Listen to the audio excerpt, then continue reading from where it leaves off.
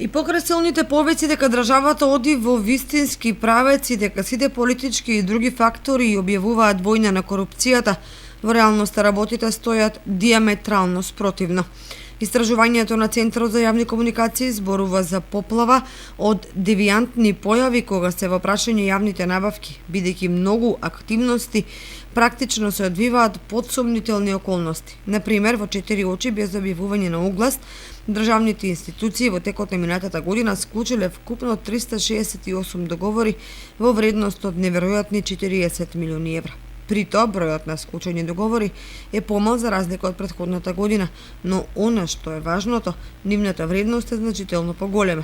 Во таква ситуација, загрежувачки е фактот што 48% од фирмите се изјасниле дека во јавните набавки има корупција. Продолжувањето на државните институции да ја користат најниската цена како критериум за избор на неповолна понуда со 97% и 94% на користење на електронската аукција, иако и двете не се задолжителни со новиот закон за јавни набавки и беа посочувани како најголеми проблеми, сепак се најкористени, веројатно затоа што така полесно се манипулира со тендерите.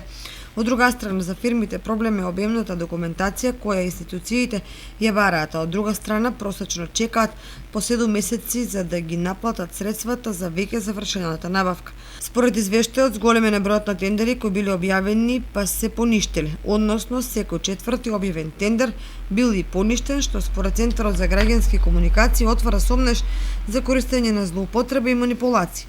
Има примери во кои за еден проект фирмите кои аплицирале нудат нереални разлики во цените. Например, за изградба на еден ист објект, една фирма нуди 10 милиони денари, а друга 20 милиони денари. Веројатно, затоа граѓаните во шега коментираат дека асфалтирањето е се потенко, бидејќи разликите во сантиметрите завршуваат во коруптивни сделки, за кои малку кој води сметка.